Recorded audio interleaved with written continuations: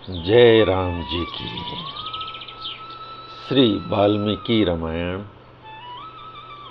उत्तरकांड प्रथम सर्ग। श्री राम के दरबार में महर्षियों का आगमन, उनके साथ श्री राम की बातचीत तथा श्री राम के प्रश्न। राक्षसों का संहार करने के अनंतर जब भगवान श्री राम ने अपना राज्य प्राप्त कर लिया, तब संपूर्ण ऋषि महर्षि श्री रघुनाथ जी का अभिनंदन करने के लिए अयोध्यापुरी में आए, जो मुख्यतः पूर्व दिशा में निवास करते हैं। वे कौशिक, यवकृत, गार्ग्य, गालव और मेघातिथि के पुत्र कर्ण वहां पधारे। स्वस्त्रात्रेय, भगवान नमुचि, प्रमुचि, अगस्त्य, भगवान अत्रि, सुमुख और विमुख, ये दक्षिण दिशा में रहने वाले महर्षि अगस्त्य जी के साथ वहां आए, जो प्रायः पश्चिम दिशा का आश्रय लेकर रहते हैं। वे नृशंगु, कवस, धौम्य और महर्षि कौशेय भी अपने शिष्यों के साथ वहां आए।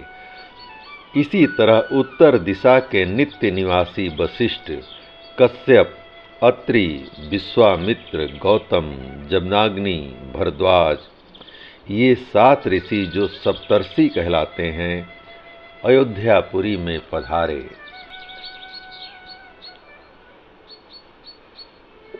ये सभी अग्नि के समान तेजस्वी, वेद वेदांगों के विद्वान तथा नाना प्रकार के शास्त्रों का विचार करने में प्रवीण थे।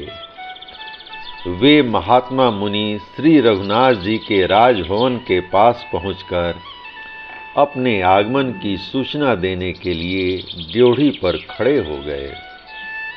उस समय धर्मपरायण मुनि श्रेष्ठ अगस्त्य ने द्वारपाल से कहा, तुम दशरथ नंदन भगवान श्री राम को जाकर सूचना दो कि हम अनेक ऋषि मुनि आपसे मिलने के लिए आए हैं। महर्षि अगस्त्य की आज्ञा पाकर द्वारपाल तुरंत महात्मा श्री रघुनाथ जी के समीप गया। वह नीतिज्ञ, इशारे से बात को समझाने वाला, सदाचारी, चतुर और धैर्यवान था। पूर्ण चंद्रमा के समान कांतिमान श्री राम का दर्शन करके उसने सहसा बताया, प्रभो, मुनि श्रेष्ठ अगस्त्य अनेक ऋषियों के साथ पधारे हैं।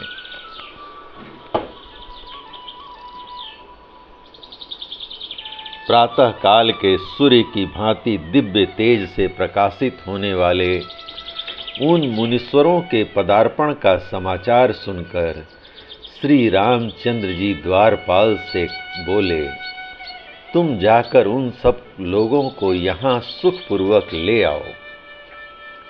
आज्ञा पाकर द्वारपाल गया और सबको साथ ले आया। उन मुनीश्वरों को उपस्थित देख श्री रामचंद्र जी हाथ जोड़कर खड़े हो गए। फिर पाद अर्घ आदि के द्वारा उनका आदर पूर्वक पूजन किया। पूजन से पहले उन सब के लिए एक एक गाय भेंट की। श्री राम ने शुद्ध भाव से उन सबको प्रणाम करके उन्हें बैठने के लिए आसन दिए। वे आसन सोने के बने और विचित्र आकार प्रकार वाले थे। सुंदर होने के साथ ही वे विशाल और विस्तृत भी थे। उन पर कुश के आसन रखकर ऊपर से मृग चर्म बिछाए गए थे। उन आसनों पर वे श्रेष्ठ मुनि यथा योग्य बैठ गए। तब श्री राम ने शिष्यों और गुरुजनों सहित उन सबका कुशल समाचार पूछा। उनके पूछने पर वे वेद वेत्ता महर्षि इस प्रकार बोले, महाबाहु रघुनंदन, हमारे लिए तो सर्वत्र कुशल ही कुशल है। सौभाग्य की बात है कि हम आपको सकुशल देख रहे हैं और आपके सारे शत्रु मारे जा चुके हैं। राजन, आपने संपूर्ण लोकों को रुलाने वाले रावण का वध किया। यह सबके लिए बड़े सौभाग्य की बात है। श्री राम पुत्र पौत्रों सहित रावण आपके लिए कोई भार नहीं था। आप धनुष लेकर खड़े हो जाएं तो तीनों लोकों पर विजय पा सकते हैं, इसमें संशय नहीं है। रघुनंदन राम, आपने राक्षस राज रावण का वध कर दिया और सीता जी के साथ आप विजयी वीरों को आज हम सकुशल देख रहे हैं। यह कितने आनंद की बात है। धर्मात्मा नरेश, आपके भाई लक्ष्मण सदा आपके हित में लगे रहने वाले हैं। आप इनके भरत शत्रुघ्न के तथा माताओं के साथ अब यहाँ सानंद विराज रहे हैं और इस रूप में हमें आपका दर्शन हो रहा है। यह हमारा अहोभाग्य है।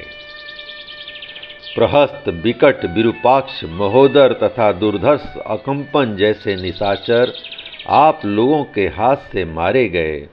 यह बड़े आनंद की बात है। श्री राम, शरीर की ऊंचाई और स्थूलता में जिससे बढ़कर दूसरा कोई है ही नहीं, उस कुंभकर्ण को भी आपने सम्रांगण में मार गिराया।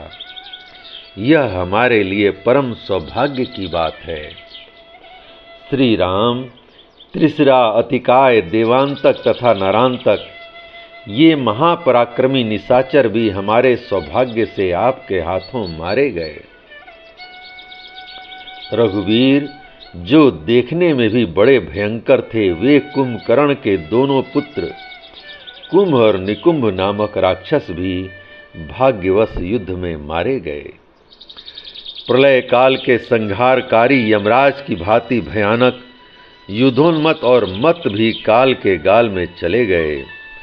बलवान यज्ञकोप और ध्रुमाक्ष नामक राक्षस भी यमलोक के अतिथि हो गए।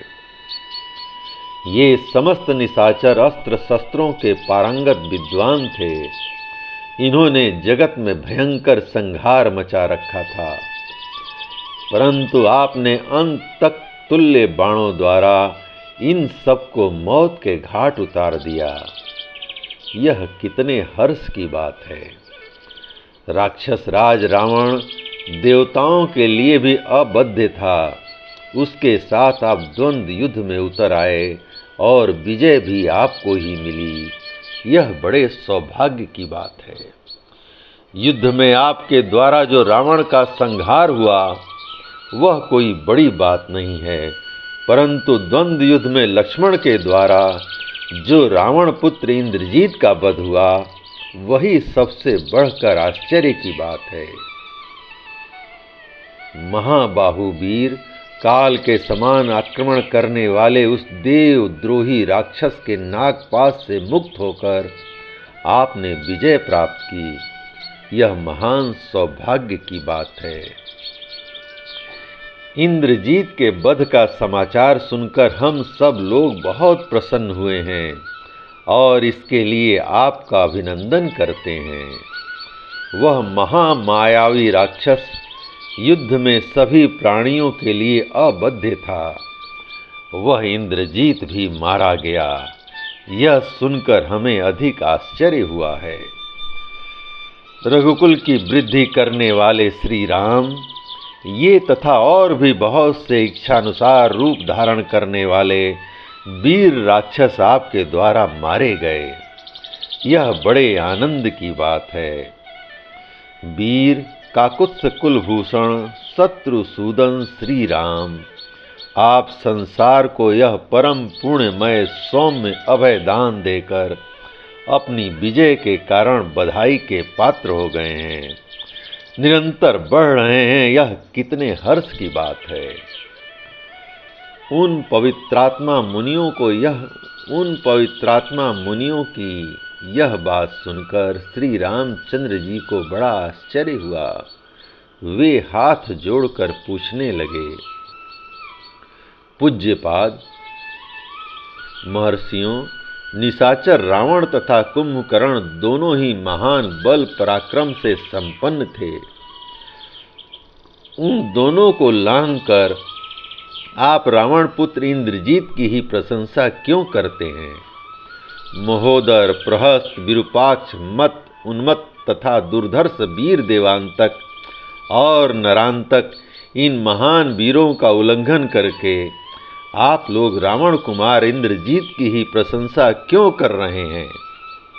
अतिकाय, त्रिसरा तथा निशाचर ध्रुमाक्ष इन महापराक्रमी वीरों का अतिक्रमण करके आप रावण पुत्र इंद्रजीत की ही प्रशंसा क्यों करते हैं?